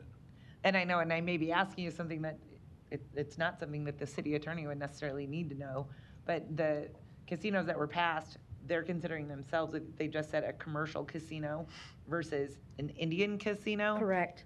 So those are two different types of entities, and are they both allowed under the new state statute? The law department's not in a position to comment on that, given that the city is not involved in the casino business. I could respond to that. Lynn McNally, 6303 Q Street. I have the dubious distinction of probably being the only attorney in the state of Nebraska who specializes in gaming, because up until now, no one else cared. Indian gaming falls under federal law. It's class 3 gaming. In order to have Indian gaming in the state of Nebraska, and I'm going to check with my law professor on this, you would need a class 3 gaming compact with the state of Nebraska signed by the governor, correct? So as of now, class 3 gaming under the Indian Gaming Regulatory Act is not allowed in the state of Nebraska because there is no active gaming compact. So the only casinos that would be allowed under the constitutional amendment would be mainstream or commercial casinos. Therefore, regardless of whatever status Ho-Chunk may be, Correct. Or whatever their relationship with the Winnebago tribe is, correct. They have to comply with all state statutes in disclosure and reporting. Okay. And I might add that we are the holder of the racing license, meaning the Nebraska Horsemen. So we are actually the ones who have to comply with all of these statutes, regulations, rules, everything. As a matter of fact, I spent most of my time in front of the Gaming Commission on Friday. And so even if you want to try to make the argument that somehow this is an Indian casino, which is laughable to me, the holder of the license is the Nebraska HBPA. And you get your license through the state of Nebraska? Correct. Yes, I do. Okay. Yes. And forgive me, but the Yes, casino I- and the gaming is something that's new to me. Same I thing. might be a lawyer, but I, That's okay. didn't even study in law school. That's- So I just want to be clear of how this works, because to the majority of us, it could look like. Yes, totally It understandable. could look like you're coming in. Yes. You're going to get us to approve this, and then you're going to go hide behind maybe the Indian tribe and say you can't check us out, Absolutely you can't not. do anything. You know where to find me. And in addition, all of my members, as I said before, are people who raced and ran at Exarban. These are people who live here. These are people who love this community. They're interested in this community. We have no intention of running for our financial obligations. As a matter of fact, we'd like to get these paid back in a timely fashion so that we continue to brag about how we're a property tax contributor and payer. Well, that brings me to another point where you said we'd like to get this paid even sooner. Our TIF applications are 15 years. Mhm. However, you can pay those off sooner. We can absolutely have that conversation. I would just like to be able to show how we're contributing to the community.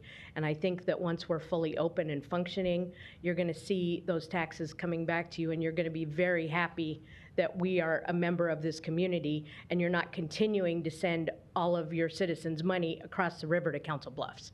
I think you're going to be very happy with that outcome. Thank you. And could I call Jim Buser up just one more time? And the only reason is because I'm going to just have him clarify some specific TIF questions that I know he's kind of an expert at. And again, the casino is going to be, we have this loan, and we've gone through this a number of times, and I know Mr. Storrs left the room. We lost an opponent. But you're going to be paying, the casino is going to be paying the same amount that they would be paying in property tax relief. It's just going to go to pay off the loan that they're taking out to do public improvements. Jim Bouger, 10250 Regency Circle. That is correct, Ms. Melton. Yes, the current real estate taxes, those don't change. So yes, so it's just the incremental value. That increase is what is used to pay back the loan. Yes. And so if that's paid back early, the amount that they're paying is actually the same. They're not saving money over the next 15 years necessarily, other than they're basically, we're allowing them to fund their public improvements, to widen Q Street, do the other public improvements, and then pay that loan back over a period of time before they start paying the property taxes back. Is that correct? Yeah. So there's indulge me for a minute. So there's two ways that most project developers will go out and get a separate loan based on the TIF note and the commitment to build the project, and then that TIF loan by the bank or whatever financial institution may be bonded, that loan is secured by the TIF note and a personal guarantee from the casino. So if the casino doesn't pay back that money, okay, they'd have a personal guarantee with the bank, and they'd have to pay it out of pocket. So if the project never got built and you don't have the incremental tax revenue, that they would be responsible for that out of pocket. Now, most of the TIF loans are structured such that they will be paid back, not after the term of the TIF, the 15 years, but certainly within the 15 years. And if there's an accelerated valuation, meaning that the project develops a little bit faster, then you get additional tax revenue sooner, which helps pay back the note sooner. Or if the valuation goes above and beyond where the projected valuation is at, the TIF note will get paid back sooner because there'll be additional taxes that come in. So generally, and that just takes it back onto the tax rolls again sooner if the TIF note does get paid back sooner. So I don't know if that's the question that you were asking, but Right, and you don't necessarily get to control that.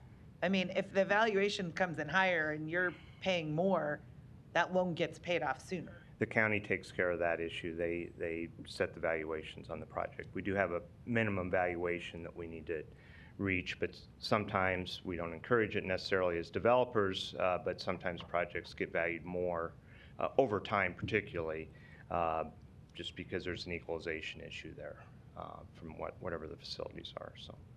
Okay, and thank you. And I think I've asked all the questions that that I have to ask at this time, I'll let the other members of council speak. Thank you. Mr. Palermo, you're recognized. And I'm informed Mr. Kuzi would like to speak, if that's okay with you. I did want to answer one of Okay. Ms. Melton's questions. Matt Please- Kuzi, please City- do, Law. Yeah. Matt Kuzi, City of Omaha Law Department. The fine lawyers up in the law department are watching this and are providing me with additional information. One is, Ms. Melton asked about the information and whether we'd be entitled to the information. And our standard agreements always provide for financial review. It's actually required by law. And when redevelopment agreements are negotiated, it's standard language that we put in there that we can get whatever information or data or access to information that we want, particularly when it's required by law. So when the law department works these redevelopment agreements out, that type of information or that type of access to information is incorporated in the agreements. I just wanted to provide Ms. Melton and the council with a complete answer rather than a partial one.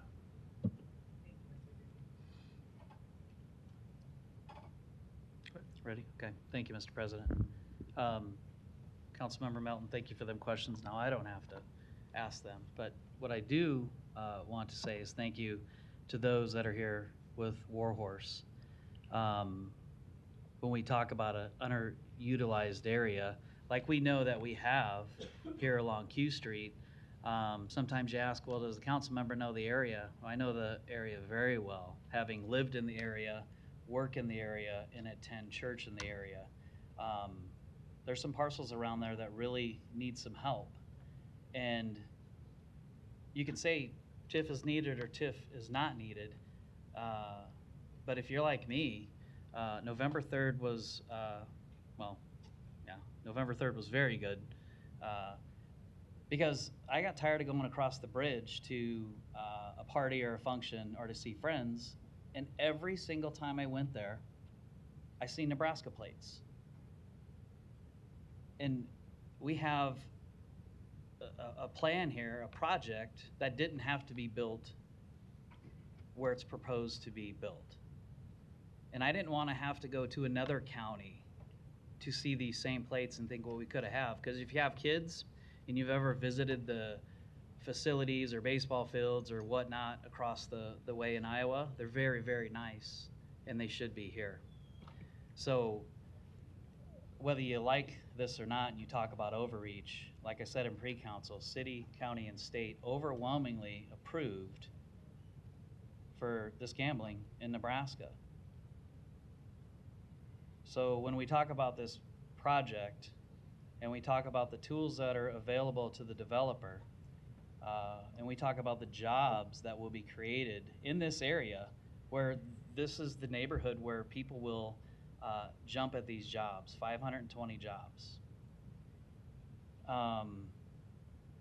It's great. It's great. So I want to say thank you to those that are Warhorse that are here sticking through this, and hopefully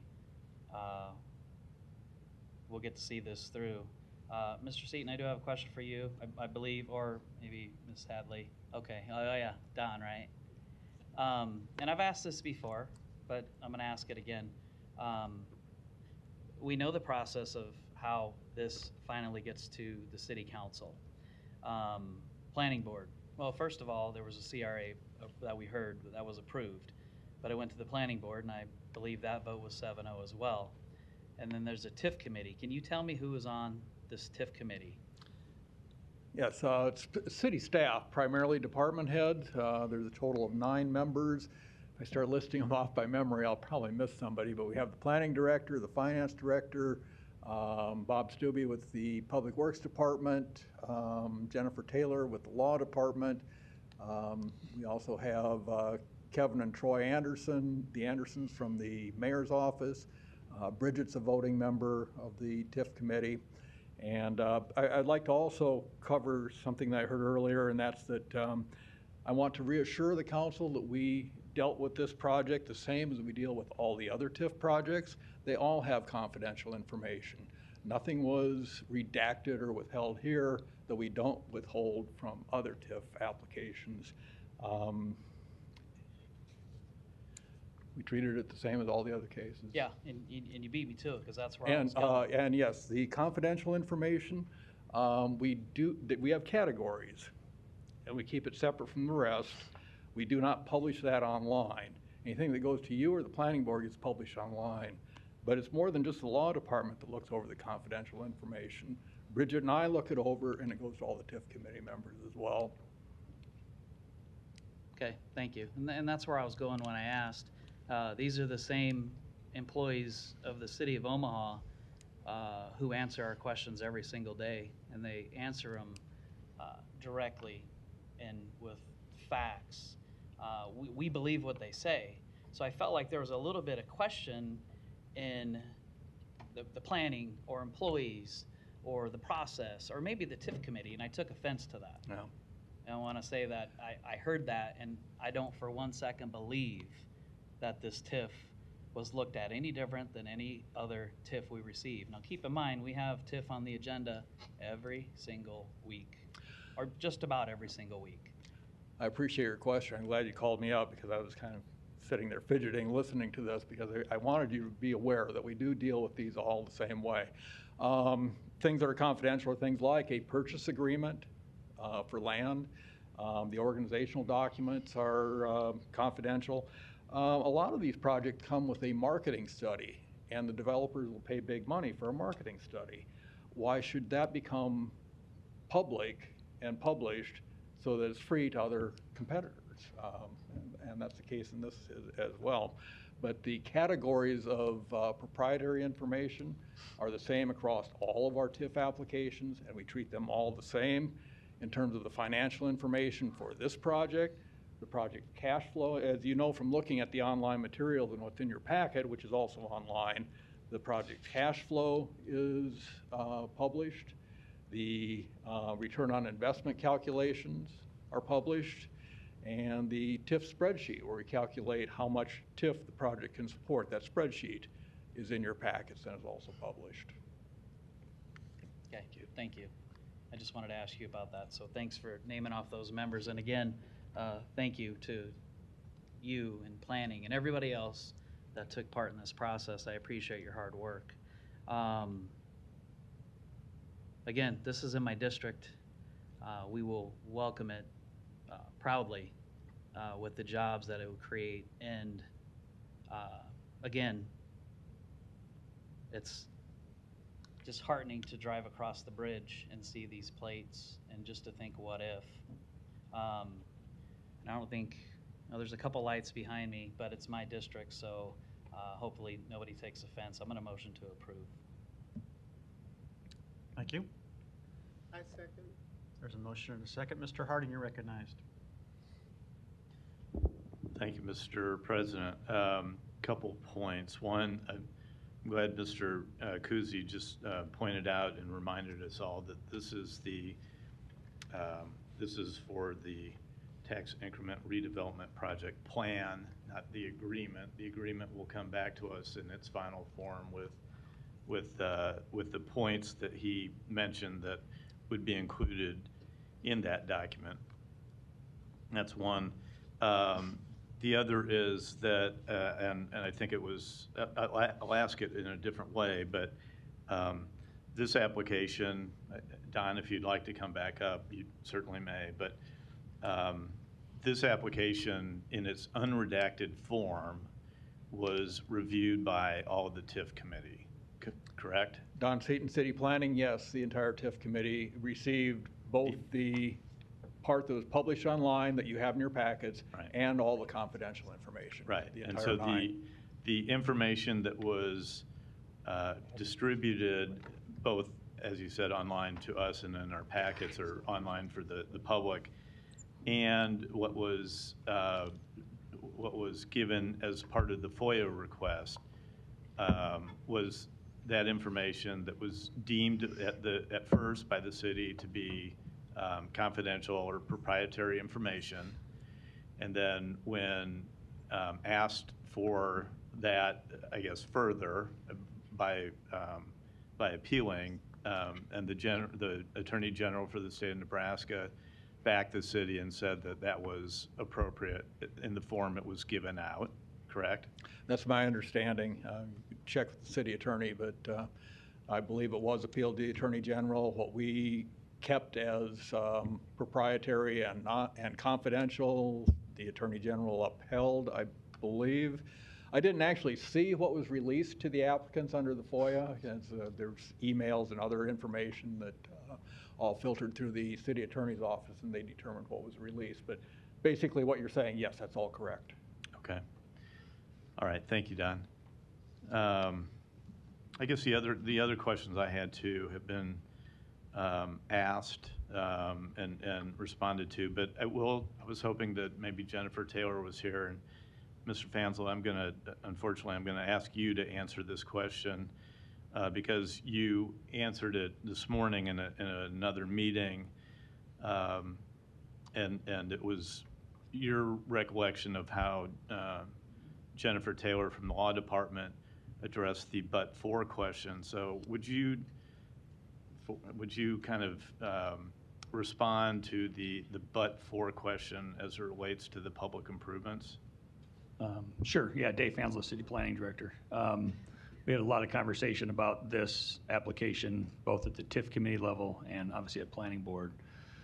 Closely engaged with the Law Department on a number of those questions, and without putting words in Jennifer's mouth, what I recall her saying is that her legal opinion is that it met the but-for clause because but for the TIF financing, we wouldn't be getting the project or the public improvements, more importantly, I think that was your question, at this location without it. Okay, thank you. And then, Mr. Bouger, if you please. My phone went to sleep just a second. I need to call this back up. Could you put it back up on the screen? You had the uses of TIF.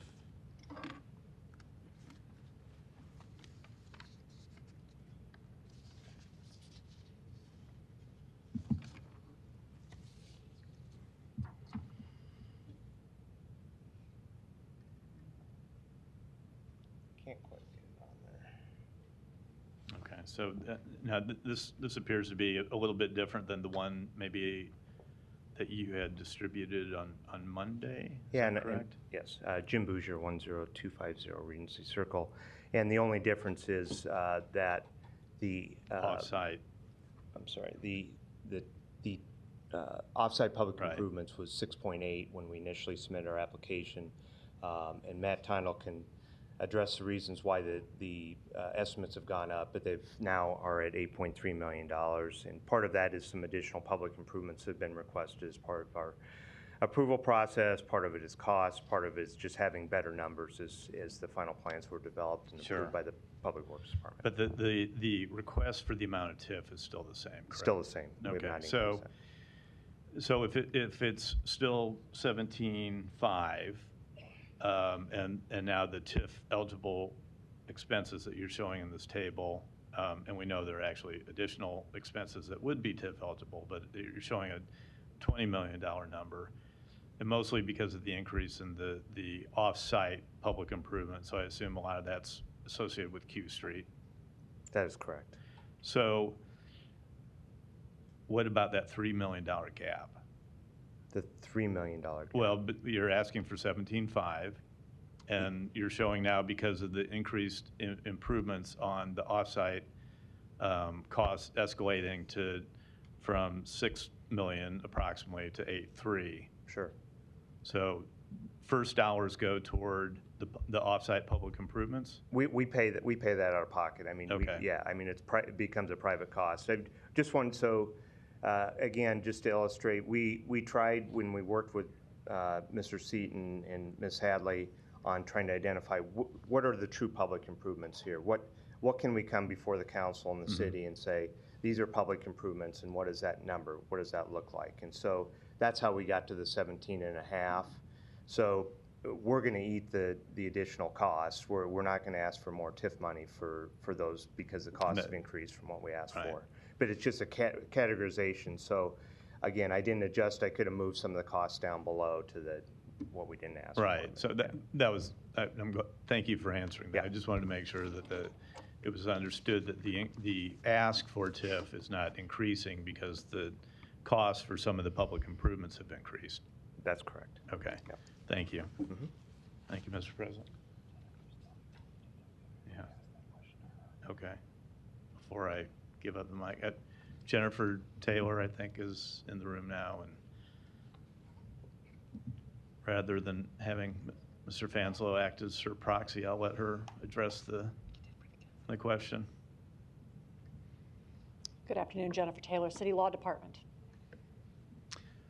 Oh, I assumed you, okay, so we were asking, we had a conversation about, Mr. Fanslow had kind of recounted his memory of what you had based the argument for the but-for on the TIF, and but-for the reason for the public improvements, and if you would expand on that. Correct, and I did not hear Mr. Fanslaw's answer because I was in the elevator on my way down. Okay. But I think at the committee level, what we discussed as far as whether or not this project would proceed except for the use of tax increment financing is that I think the size and the scope of this project would not necessarily proceed without the use of tax increment financing, and the installation of these public improvements would not occur without the benefit of tax increment financing. So whether or not a project would occur here, I don't think you would have the one of the scope, size, the entertainment venues, and all of the additional things that come, as well as the casino gaming project, would not occur, and very little, if any, of the public improvements would occur. Okay, thank you. You're welcome. Very consistent with what Mr. Fanslow recounted, so. Thank you, Mr. President. Thank you. Mr. Rowe, you're recognized. Thank you, Mr. President. I wanted to weigh in on this. I've been a proponent of TIF. I've campaigned on it. I think it's a great tool, great development tool, and I'm a positive on TIF. And I'm a positive on this project. I like the looks of it. I like the use of the land, everything about it. Where I'm having trouble, and I'm having a real struggle. And let me preface it too. I trust our staff. I trust our departments, and I know they've looked at this. I've studied these 67 pages inside and out. I'm trying to come up with a reason that I should vote yes for this. And I remember I signed the petition to put it on the petition. I remember standing in the parking lot of the lumberyard, signing the petition, said, yes, the people should have the right to make this determination. Now, I can't remember if I voted yes or no on the ballot. That's just because I'm 66 years old. But I am having a hard time with this. The but-for does bother me. I mean, there's a whole lot of, the return on investment, there's a whole lot of things that bother me about it. And I just think my neighbors, when I talk to my constituents and I talk to my neighbors, and I've been talking to them for the last couple of weeks on this topic, they are okay with the project. They like it. They'd rather spend their entertainment dollars in Omaha than go to Council Bluffs, no question about it. But they do have they are having trouble with understanding why we should rebate back tax dollars to pay for those infrastructure costs that are going to benefit the development. And I think it's going to be a wildly successful development. I think it's going to do really well. But I just wanted to weigh in. I wanted to let my opinion be known and express it that way. Thanks. Thank you. Mr. Bagley, you're recognized. Thanks, Mr. President. My colleagues asked a lot of questions that I was going to ask, so I guess just to reiterate, the FOIA request that was made was settled with the Attorney General ruled in the city's favor. Is that correct? Are you directing that question to the law department? Somebody that can answer that for me. Matt Kuzi, City of Omaha Law Department. The matter was appealed. The decision of the law department to withhold information, as you've already heard, that's proprietary, confidential, which is allowed under the public records exceptions. That decision was affirmed by the Nebraska Attorney General's office when the parties requesting it brought that matter to their attention. So at this point, that process has concluded. Okay. My second question, Councilmember Melton always does a great job of walking through the process, and if I was to understand writing my notes and hearing correctly, that TIF is only used for the public improvements and not the construction of the casino. Is that correct? I don't know who I direct that to, Public Works or law. Is that correct? Bob Stubbe, Public Works. I'm live. So I'm going based off of the information that was provided by Mr. Bouger that indicates that there's about $20 million of TIF eligible expenses. If I recall correctly, about 16 million of that is incorporated into the Q Street improvements, the water, gas, and electricity associated with, and sewer associated with that. So if we talk specifically about Q Street, our staff reviews with the development team, and in this particular case, would have been HDR, to look at the amount of traffic that's going to be generated by this particular development. And then based on that amount of traffic, we look at what improvements need to be made in that particular corridor. And that's part of the reason why that it was determined to come up with a 3-lane section that allows for turning movements to go into the casino because of the increased traffic. We look at the impact at not only 60th Street intersection, but also at the 72nd Street intersection.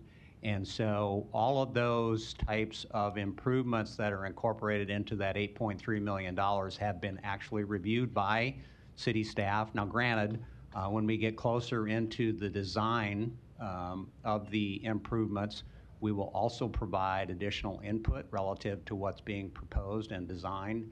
And then we will actually end up having to sign off on that improvement to allow for those improvements within Q Street.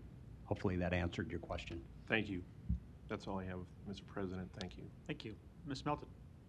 Yes, well, I just think that we allowed, I think that there was somebody from the opponent's team that was asking to come down to clarify something. Mr. Dodd, did you want to come down and clarify? I'd like that opportunity. Thank you, Ms. Melton. Held up 314 North 97th. The first thing is, in the comments I made, I said you should satisfy yourselves of the efficacy of the application. I was very careful from the beginning not to cast aspersions in any direction on anyone. The reason is I don't know, because I haven't seen those documents. I presume that none of us are economists and that you've all read all the documents. Councilman Rowe, you said you read the 67 pages. You'll know then that with TIF it's 40.45 and without TIF it's 0.68.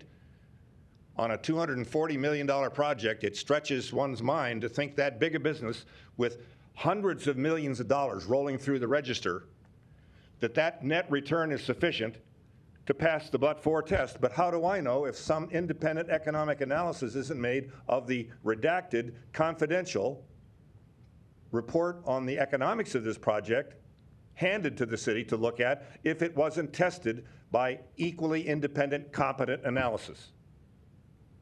And that means you can defend TIF then, and it's not blemished by the suspicion of why is this all being kept so secret? Why is not the application for tax subsidy being scrutinized in a way that tests the assumptions upon which all the numbers you've been given and many other well-intended people have looked at, but they're not experts on that kind of analysis.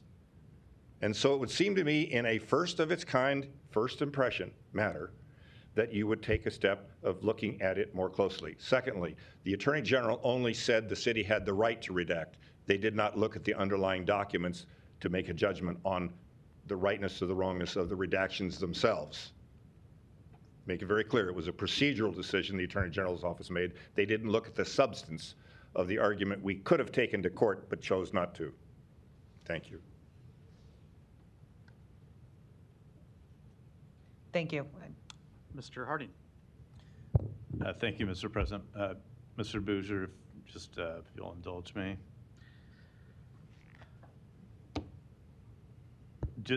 To be fair, not every single dollar of TIF goes just into Q Street. There are some site improvements that benefit from this, but a lot of those are associated with water, gas connections, internal roads of that nature. So if you wanted to expand on that, I wanted to give you that opportunity. Yeah, and that's why Jim Bouger, 10250 Regency Circle. Yeah, so if you look at the breakdown we had, I'll throw that back up here again. So we have off-site public infrastructure, and then we have what I would call on-site, which would be the, and again, I made some footnotes and then parentheticals in there as to what constituted that on-site site work, which is the street entrance, site utilities, sewer, water, electrical, and site grading. So again, in order to reconfigure that site to all of the infrastructure in that area is old and needs to be rebuilt and, for this facility. So it is, may not service all of the public, the on-site stuff, but it is all utility work and all public, what I would call public infrastructure. So if I was doing an SID, it would be the type of infrastructure that would be built by an SID. So I can lump that into the category of public infrastructure. And then the architectural and engineering and civil engineering, that all relates to the work that needs to be done to develop that. HDR has a lot of work to do and whatever. There's just a lot of architectural and engineering that goes into a development project like this. Okay, thank you. I just wanted to make sure it was clear that not every single dollar goes Is into in Q Street. That is it's correct. connected to some degree. That's correct. All Mr. right, Harding. thank you. Thanks, Mr. Palermo. Thank you, Mr. President. And because there's been so much discussion about Q Street, I wanted to remind everyone, I looked through the CIP already. Thank you, Mayor. Q Street's not in here from 60th to 72nd at least, which means when we talk but for, when we talk if this casino will be built with or without TIF, if it's built, who pays for Q Street? Actually, I'm going to ask that question. Sorry, Director Stubbe. Let's say this project moves forward, and because of what we know and because of what Q Street needs, does it come from a bond? How does Public Work in the city pay for an upgrade to improvements that would be necessary to Q Street if this project were to move forward? Bob Stubbe, Public Works. So again, with regard to anything within the capital improvement program, the CIP, a majority of the cost of those types of improvements would be paid for by bonds that are approved by the citizens of Omaha. In this particular case, you are correct that the section of Q Street from 60th to 72nd Street is not within the 6-year capital improvement program. So I'm going to be selfish here and say that, this type of a project is something that I would consider supporting because it takes funding from an individual source, which is the casino, to pay for public improvements, which Councilmember Melton indicated can be used by anybody driving on Q Street. There's no question that Q Street is what I call a kind of an old county road section. Doesn't have curbs, doesn't have sewers, those types of things. And so improvements to Q Street to add a middle lane to allow for turning movements is a definite improvement over what is there today. Thank you. Welcome. So to reiterate, if this project were to move forward, all of us in this room, everybody listening, would have to pay for these improvements to happen for this to be here. So, and not to mention, as we normally sometimes see TIF up to 12 to 15% of a project, I believe it's 7.9. So they could actually ask for more TIF, but they're not. Thank you. Thank you. No further lights. There's a motion. Ms. Melton, you're recognized. Okay. No further lights, I don't think. There's a motion and a second to approve. Roll call. Rowe. Bigley. Harding. Johnson. Melton. Palermo. Mr. President. Yes. Motion passed 6-1. Before I take a motion to adjourn the meeting, we do have a request to withdraw number 68 from the applicant prior to our next meeting. So is there a motion to do that? Second. Roll call. Rowe. Bagley. Harding. Johnson. Melton. Palermo. Mr. President. Yes. Motion passed 7-0. Motion to adjourn. Second. Or is there one? Oh, motion to adjourn. I'll second that. Roll call. Rowe. Bagley. Harding. Johnson. Melton. Palermo. Mr. President. Yes. Motion passed 7-0. Meeting is adjourned at 4:09.